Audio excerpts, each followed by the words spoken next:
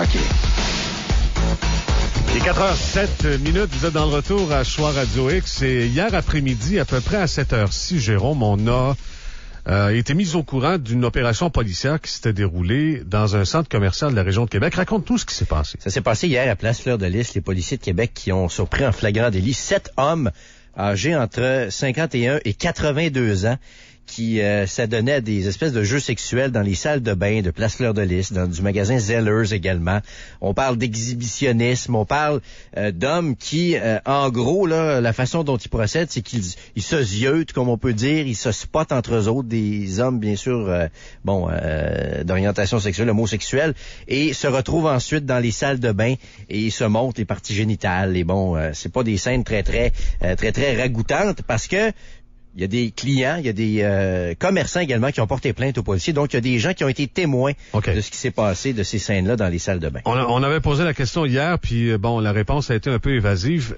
Il y a pas d'enfants impliqués là-dedans. Il y a pas de petits jeunes là qui avaient pu... C'est pas des hommes qui, par exemple, s'exhibent directement, pointent un enfant et là vont s'exhiber devant l'enfant. Okay. C'est plus des rencontres sexuelles entre hommes dont certaines personnes ont pu être témoins.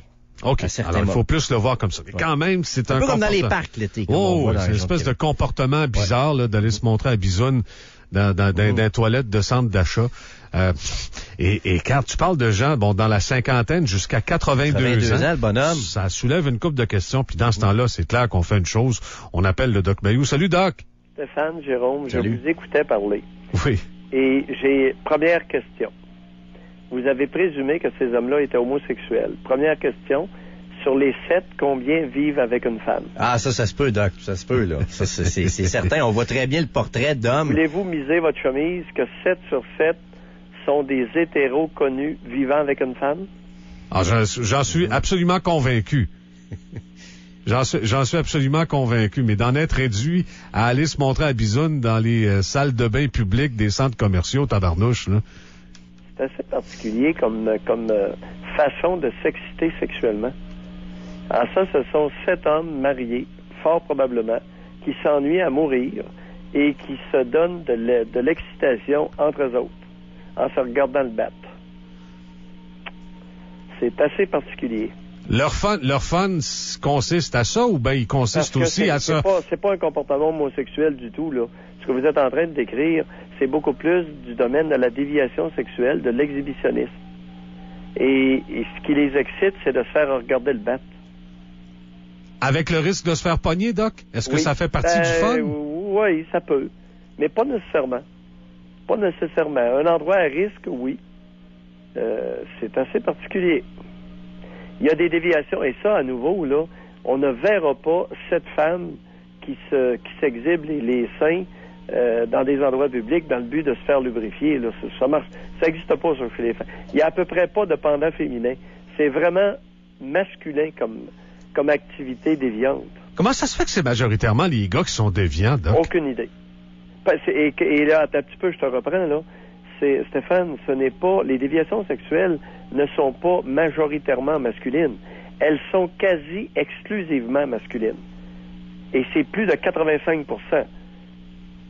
Et là, je suis généreux parce que normalement, moi, dans mes chiffres à moi, c'est 95%.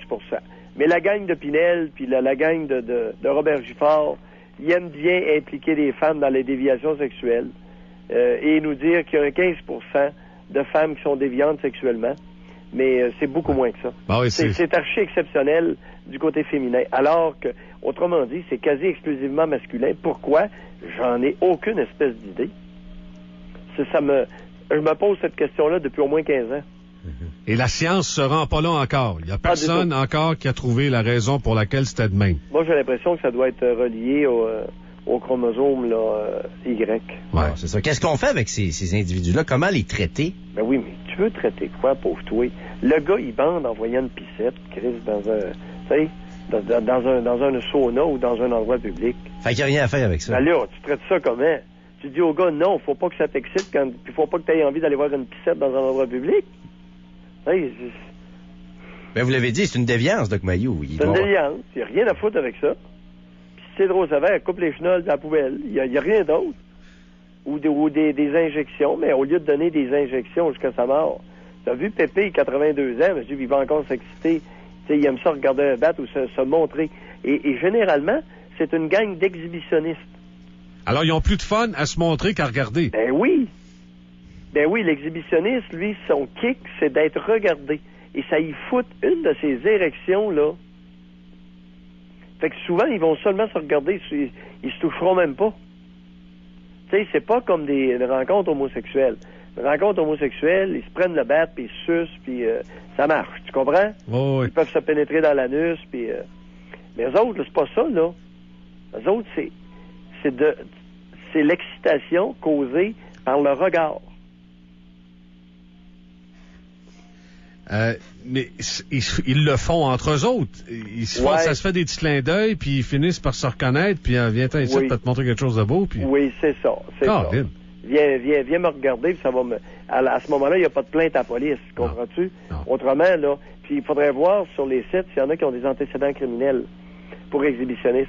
OK, sincèrement, là, on n'a pas... moi, j'ai pas vu cette information. Dans ce cas précis-là, non, j'ai pas l'information, mais... Ce serait très surprenant que ce soit des hommes, mais on est vraiment le genre d'activité, parce que, écoute, les gars, là, ils ont simplement à dire, viens chez nous, puis m'a sucé, m'a t'enculé, comprends-tu? Il me semble, prends-toi un motel, viens dans mon char, je sais pas.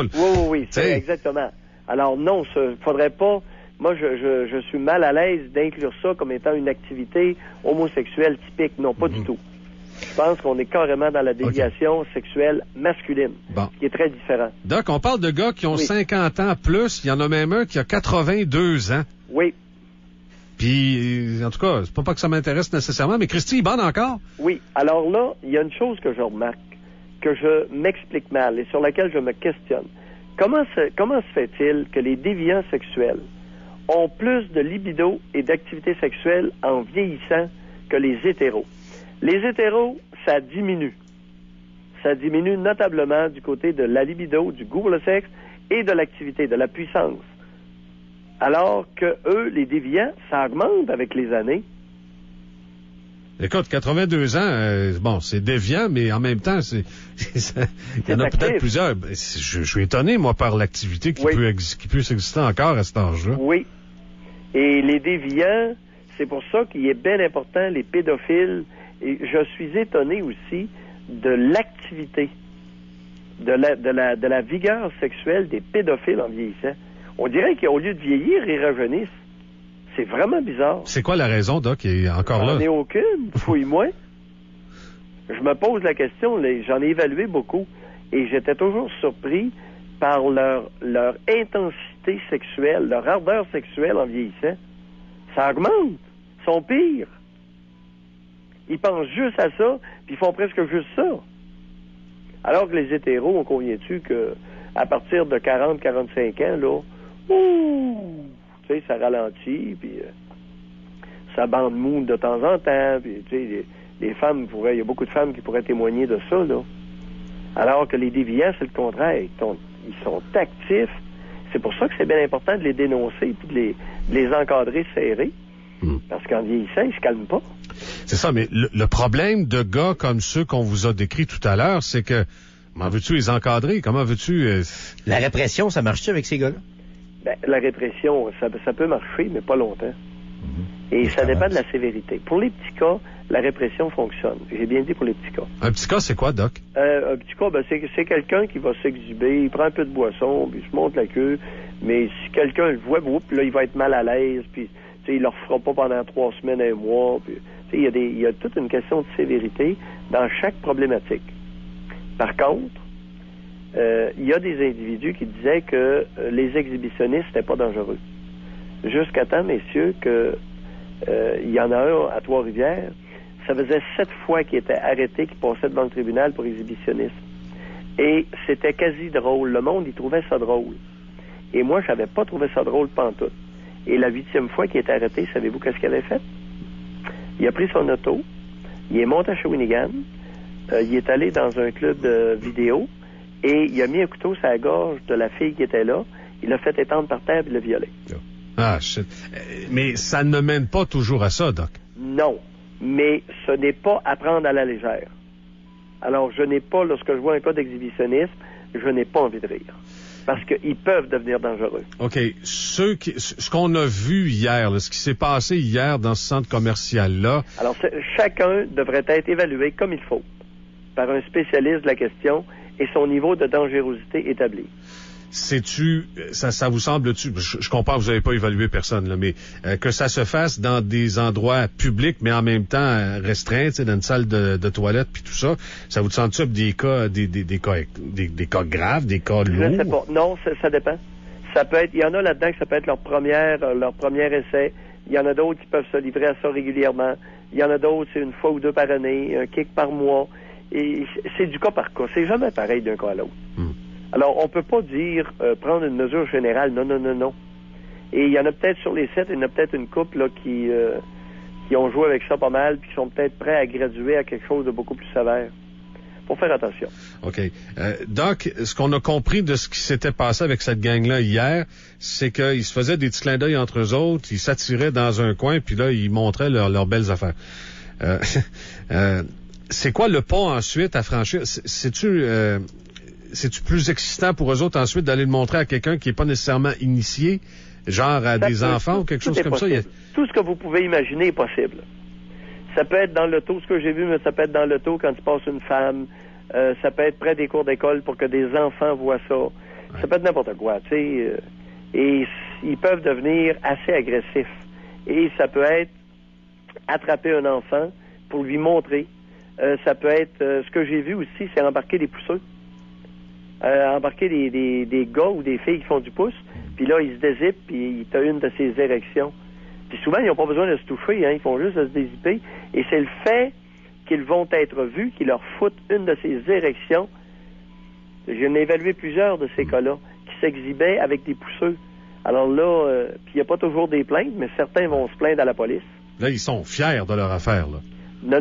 C'est ça, c'est-tu? Non, mais je veux dire, pas de fierté, là. Non, mais de se montrer, c'est pas une forme de fierté, c'est vraiment un kick sexuel? C'est un kick sexuel. Non, ça n'a rien à voir avec la fierté. Écoute, j'ai vu plusieurs cas, puis ils n'étaient pas fiers de ça, excepté que ça lui donnait une de ses érections.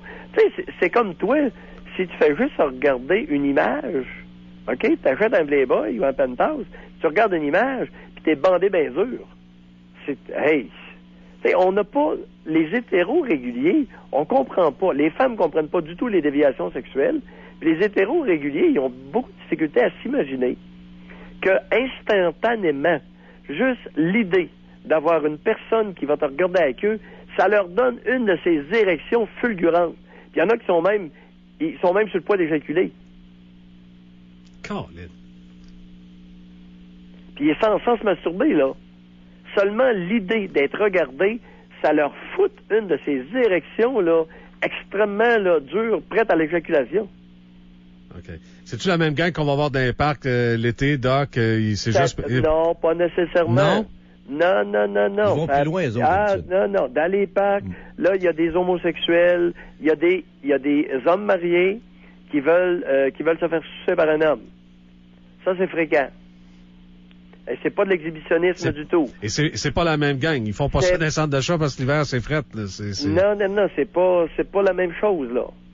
Il y a toutes sortes de monde. Chez les hommes, la sexualité... Écoute, la sexualité féminine, elle est très unique à chaque femme, OK? Par contre, la sexualité masculine se ressemble beaucoup d'un homme à l'autre. Cependant, il y a toute la gamme des déviations et des comportements. Et là, ça varie. Et comme je te dis, il y a beaucoup d'hommes mariés qui ne nourrissent secrètement des désirs de se faire sucer par un homme ou d'enculer un homme ou de se faire enculer. Et ils s'en vont dans les parcs. Et là, ils essaient de se repérer, puis ils se trouvent un endroit discret, puis là, ils se donnent une go. Comprends-tu? Oh. Avec un pur étranger, qu'ils ne reverront pas. Il faut pas qu'ils connaissent l'individu. OK. Mais donc, c'est des comportements, c'est des kicks qui sont totalement différents. Ah oui. Okay. Puis les kicks masculins sont de tout ordre, ou de tous ordres. T'as pas ça chez les femmes. Ça n'existe pas, ça. Ce qu'on est en train de raconter là, ça existe à peu près pas. C'est quasi inexistant chez les femmes. OK. Ah, ben... Donc, c'est tout qu'une bouillabaisse. Ouais, c'est ça. Là, Vous êtes dans la grosse bouillabaisse sexuelle. Puis ça, on n'osait pas parler de ça ouvertement parce qu'on craignait des... Écoute, il y a un maudit paquet d'hommes mariés qui ont des sacrements de déviation dans leur tête. Puis quand ils actualisent ça, là, c'est pas toujours joli. Et ça n'a pas toujours de classe, monsieur. Non. À vous entendre, je le constate. Hey, Doc, merci beaucoup, puis on se reparle bientôt. Merci. Ça fait plaisir, monsieur. Merci. Salut. Bye. Bye-bye. Doc Mayou. Il est si bon. En tout cas, il y a une affaire qu'il faut lui donner au Doc, c'est qu'il met pas de gants blancs. Non, puis il utilise les vrais termes. C'est un peu gras, c'est un peu dur aux oreilles de temps en temps, mais c'est ça pareil. Avec ce sujet-là, faut que tu utilises les vrais termes aussi, là, parce que c'est ça le sujet. Tu sais, je veux dire. Tout à fait. Tu peux pas inventer des mots, là. Tu peux pas inventer d'autres termes pour parler de ce sujet-là, là. C'est sûr. OK, il est 4h23. Vous êtes à choix, on s'arrête en fait. Le show du matin